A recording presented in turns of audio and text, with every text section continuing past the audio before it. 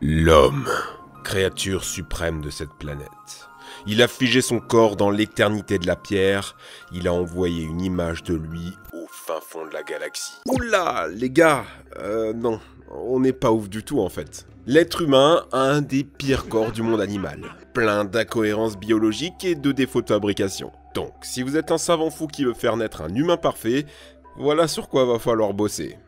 Les pieds humains ont un design catastrophique. À la base, nos ancêtres étaient spécialisés dans l'escalade des arbres. Nos pieds y étaient adaptés et c'était un peu comme avoir 4 mains. Mais voilà, l'humain a décidé de revenir au sol, de devenir bipède, et donc ses pieds d'escalade ont dû rapidement s'adapter à cette nouvelle position. Le pouce s'est rapproché du reste des orteils, la forme s'est compressée, aplanie, et... regardez-moi ce bordel. 26 os rendus rigides, collés à l'arrache par des ligaments.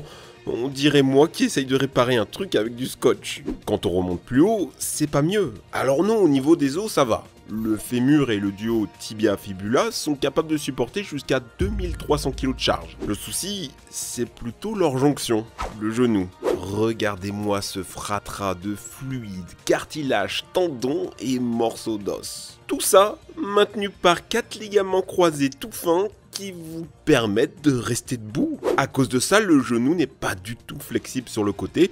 C'est pour ça qu'il y a autant de blessures dans le football américain ou le basket. Un tacle mal placé ou un changement de direction trop brusque et...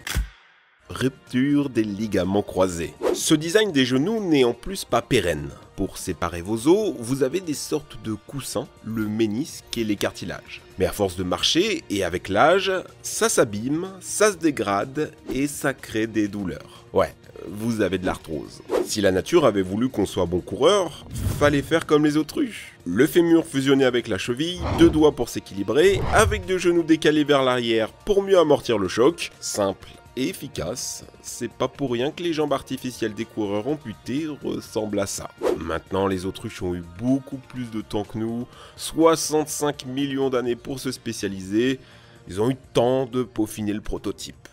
La structure du torse humain est un ratage complet. Si le cerveau est protégé par une boîte crânienne et le cœur par la cage thoracique, notre abdomen, c'est l'autoroute du soleil. Surexposé au danger, aucun os pour le protéger, et pourtant, il y a des organes vitaux. C'est un gros point faible, mais c'est pas la pire erreur de design.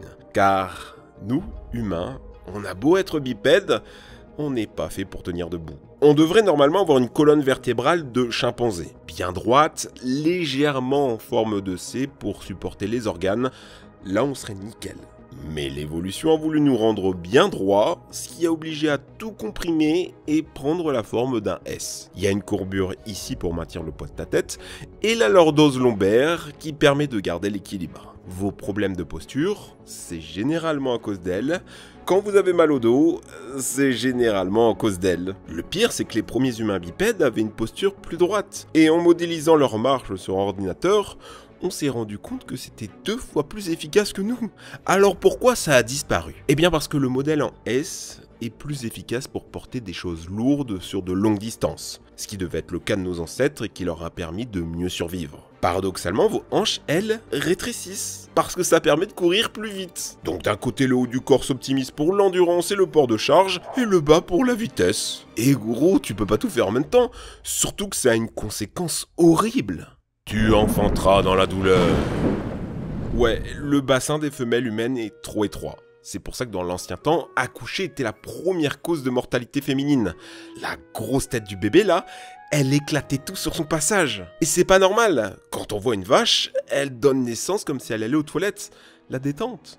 Et attends, le bébé veau qui sort, il est autonome direct. Nous, faut attendre 4-5 ans avant que le truc puisse vivre tout seul. Clairement, l'humain a le pire système de gestation. La solution serait de donner naissance plus vite, d'écarter le bassin de 3 cm, ou si c'était vraiment bien fait, on serait plus proche du kangourou avec une poche ventrale externe. Vas-y, ouvre ta gueule. Vas-y.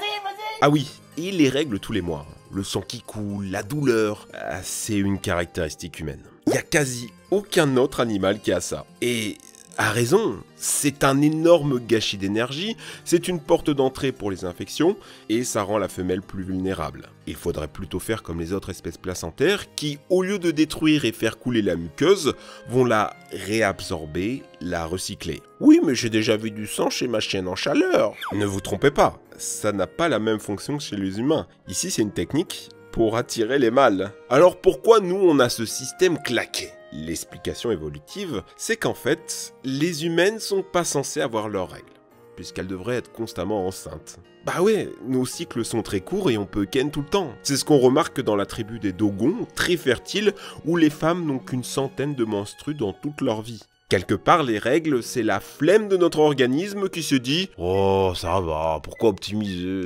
Ça servira jamais. » Chez l'humain, manger, c'est compliqué. Manger 5 fruits et légumes par jour. J'ai toujours trouvé ça bizarre qu'il faille autant contrôler son alimentation. Je veux dire, dans la nature, il n'y a pas de nutritionniste. En tant qu'omnivore, on peut tout manger, mais en même temps, on est obligé de tout manger. Regardez-moi la liste des vitamines et des acides aminés dont on a besoin. Et le truc, c'est que si vous en manquez, vous mourrez. Prenez la vitamine C, une carence, et c'est le scorbut. Votre peau et vos dents tombent en lambeaux. Bah ça, c'est pas un problème dans le monde animal. Parce qu'à part quelques espèces, tout le monde produit sa propre vitamine C à l'intérieur de son corps. Nous, on a perdu cette capacité il y a à peu près 40 millions d'années par la perte du gène codant pour la L-gulonolactone oxydase. La théorie, c'est qu'on trouvait bien assez de vitamine C dans les fruits, et en plus, on l'absorbe beaucoup plus efficacement, 200 fois mieux que la chèvre. À côté des vitamines, on a aussi besoin de protéines qui vous donnent les acides aminés essentiels. Sur les 21 nécessaires, 9 doivent absolument être apportés par la nourriture. Mais attention, pas n'importe quelle nourriture. Dites-vous que sur les 400 000 plantes qui existent, on n'en mange que 200. L'être humain est très fine bouche, et c'est pas qu'une métaphore. Voici une mâchoire humaine. C'est pas la folie. Déjà, les dents poussent 2 fois. Dents de lait, dents d'adulte. Après, tu en perds une, c'est fini. Pour plein d'animaux comme le requin, l'éléphant ou les kangourous, si ça casse, ça repousse. Deuxio, les dents de sagesse. Comment on faisait avant quand on pouvait pas les enlever? Eh bien, on souffrait. Notre mâchoire est en effet devenue trop petite pour contenir ses dents tardives, et ce problème de place, il impacte aussi les dents à côté. Elles font n'importe quoi, alors que dans la nature, normalement, il n'y a pas besoin d'appareil dentaire. Enfin, dernier problème, les caries. 9 humains sur 10 en auront une dans leur vie, obligés de se brosser les dents 3 fois par jour. Ok, vous avez déjà vu un loup avec son Colgate au bord de la rivière? Vous avez déjà vu un ours aller chez le dentiste? Non, les animaux dans la nature, globalement, n'ont pas de caries. Ça peut arriver, hein, mais c'est pas un problème comme chez les humains. Soit parce qu'ils ont les dents trop écartées, soit parce qu'elles reposent continuellement, soit parce que la biochimie de leur bouche est différente. L'humain a un gros problème de tuyauterie. On parle pas la bouche pleine. Si votre maman vous disait ça, c'est pas seulement par politesse, c'est surtout pour vous éviter ce qu'on appelle une fausse route. C'est quand vous avalez votre nourriture, pas vers votre estomac, mais vers vos poumons. Dans le meilleur des cas, vous toussez. Dans les pires, soit ça reste coincé et vous vous étouffez, soit ça va dans vos poumons, ça s'infecte et vous mourrez d'une pneumonie. Pas cool, hein? Bah ça c'est encore à cause de l'évolution. Le trou pour manger, l'œsophage, et celui pour parler et respirer, le larynx, sont juste à côté l'un de l'autre. La seule protection de vos poumons, c'est une petite porte, l'épiglotte, qui se ferme quand vous avalez. Mais si vous parlez en même temps, bah y a risque d'erreur. Ce problème, les animaux ne l'ont pas. Déjà, il y a les dauphins et les oiseaux qui peuvent respirer et avaler en même temps, vu que les 2 tuyaux sont séparés. Du coup, bah ils peuvent faire des trucs comme ça, hein. Nous on meurt, mais plus proche de nous, chez les grands singes, le larynx est juste situé plus bas. Le cou est plus long et il y a plus de muscles pour bien diriger la nourriture. Et c'est ce qu'on retrouve chez les bébés humains, qui peuvent avaler et respirer en même temps car leur larynx est aussi situé plus bas. Bon, il va remonter en grandissant pour permettre de créer des sons plus complexes, de parler et de s'étouffer avec de la semoule. Mais alors, pourquoi ne pas séparer le trou pour se nourrir et celui pour respirer ? Parce que notre configuration a plusieurs avantages. Déjà, ça permet d'avaler ce qui est toussé. S'il fallait évacuer les glaires des poumons uniquement par le nez, ça serait pas très ragoûtant. Mais aussi, un seul gros tuyau, ça permet d'avaler plus d'air. Sans ça, les sportifs auraient dû avoir un énorme nez avec des narines de 3 cm. Bon bah déjà, c'est pas très beau, mais en plus, l'air froid s'engouffrerait encore plus vite dans le corps. Et patatras, débouché.